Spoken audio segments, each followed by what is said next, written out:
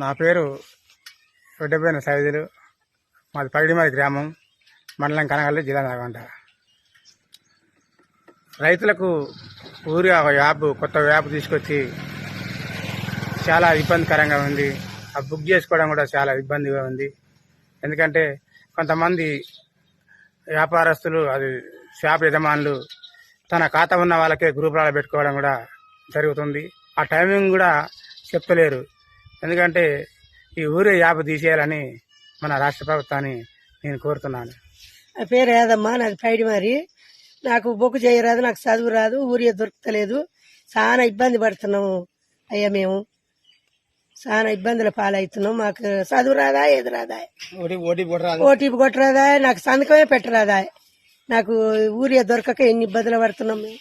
ఇదంతా మంచిగా చేయాలి. మీరు ఏందో యాప్ ఏందో యాప్ తీసేయాలయ్యా, ఇన్నేమో గాని. ఆధార్ కార్డు తీసుకొని ఆధార్ కార్డు తీసుకొని ఇవ్వాలని, ఆధార్ కార్డు తీసుకొని ఇవ్వాలి. రేషన్ కార్డు, ఆధార్ కార్డు తీసుకొని ఇవ్వాలి. ఇన్ని బాగా పెడితే మేము ఎక్కడ పోతాం సార్? మాకు ఇంత ఇబ్బంది అవుతుంటే. పగిడిమర్రి గ్రామం నాది. ఈ ఊరి అనేది కొరత యాప్ అనేది తీసుకొచ్చారు. కొంతమంది అనేది చేయించిన వాళ్ళు తొందరగా దాన్ని చేసుకోగలుగుతున్నారు. చాలా వరకు చేసుకోలేకపోతున్నారు. దాదాపు 80% చేసుకోలేకపోతున్నారు. దానివల్ల రైతు అనేది సమయానికి ఊరి అందే లేక చాలా నష్టపోతుంది.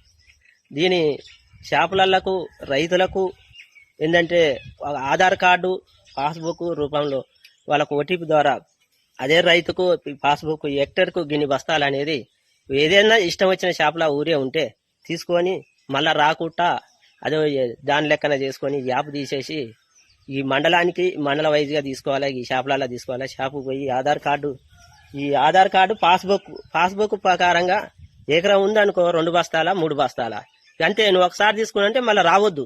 ఇప్పుడు మళ్ళీ ఏమైతుందంటే యాప్ ప్రకారం మళ్ళీ 15 రోజుల తర్వాత మళ్ళీ తీసుకున్నారైతే మళ్ళీ డబల్ తీసుకోవాల్సి వస్తుంది.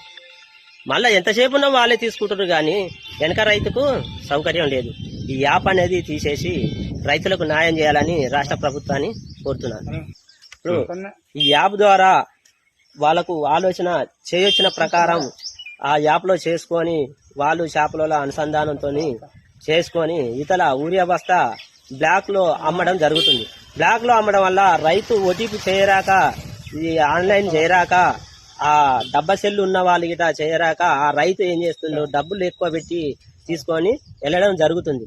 అట్లా తీసుకొని పోయినా గానీ సమయానికి అందకుండా పోతుంది. దీన్ని రాష్ట్ర ప్రభుత్వం అడ్డుకట్టాలనేది నేను కోరుచున్నాను.